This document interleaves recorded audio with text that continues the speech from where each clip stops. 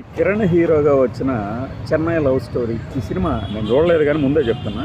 ఒక రివ్యూ చదివిన తర్వాత వెంటనే ఇది అది అయి ఉండొచ్చేమో అని ఒక అంచనా బయలుదేరింది. సో నేను ఎప్పటికీ సినిమా చూడలేదు. సినిమా చూసిన తర్వాత ఇంకొక రివ్యూ పెడతా. ఆ రివ్యూ చూసిన తర్వాత నాకు అనిపించింది మీకు ఇప్పుడు చెప్తున్నాను.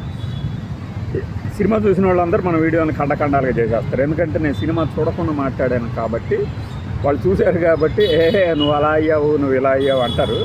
పైన ఈ కథ అంటే ఒక బ్రేకప్, ఒక హీరోయిన్ భగ్న ప్రేమికురాలు, ఆవిడని సందర్భవశాత్తు కలిసిన ఇంకొక హీరో.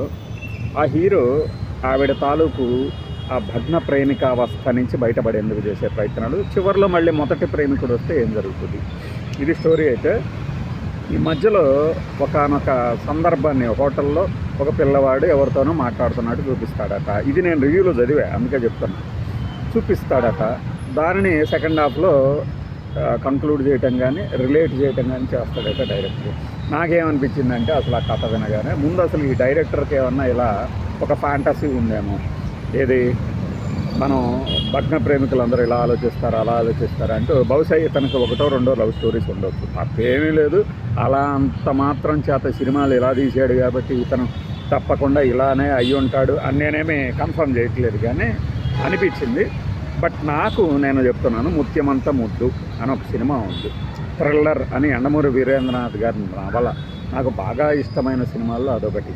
రాజేంద్ర ప్రసాద్ గారు హీరో, సీత విద్యాధరి పాత్ర, నారాయణరావు, గొల్లపూడి మారుతీరావు, వీళ్ళందరూ కలిసి ప్రేమరాహిత్యంతో, రాహిత్యం అనే పదం తాలూకు అర్థం నాకు ఆ చిన్నప్పుడు నవల చదివినప్పుడు అర్థం కాల.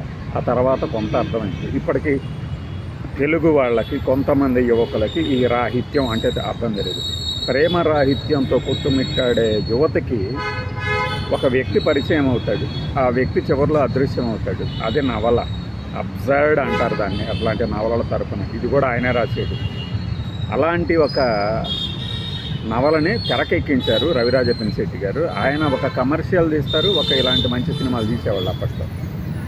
ఆ ముగింపు సినిమాటిక్గా ఏంటంటే నిజంగానే మనిషిని చేస్తారు రాజేంద్ర ప్రసాద్ని. అట్లాగా ఏమన్నా ఇందులో ఉందా చెన్నై లవ్ స్టోరీలో అనేది నా అనుమానం అనమాట. వెంటనే మనకి ఆత్రం కదా, కడుపాత్రం ఉంటుంది కదా ప్రతి వాళ్ళకి. నేను అంత మేధావి లేరు, నాకు తెలిసిందంతా మీకు చెప్పేయాలన్నట్లు అందులో భాగంగా చెప్తున్నా ఇప్పుడు. అంతేగాని ఈ సినిమా ప్లస్సా మైనసా, హిట్టా ఫ్లాపా, కలెక్షన్స్ ఎంత, కిరణభవరం ఎలా చేశాడు, ఇవన్నీ చూసిన తర్వాత మళ్ళీ మాట్లాడతాను.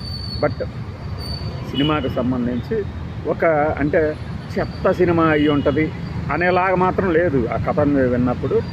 మేబీ మనకి ఇలాంటి కథలు కానీ నవలలు కానీ చదివిన వాళ్ళకి పెద్దగా కొత్తదనం అనిపించకపోవచ్చు, కానీ స్క్రీన్ మీద విజువలైజేషన్లో చాలా ఇంపాక్ట్ చూపించవచ్చు. అదేమి చూపించాడు అనేది నేను సినిమా చూసిన తర్వాత ఖచ్చితంగా మీకోసం, నా కోసం కూడా, నేను మురారిలో మహేష్ బాబు లాగా నా కోసం కూడా ఈ వీడియో మళ్ళీ రివ్యూలో పెడతాను. అదనమాట. బాయ్.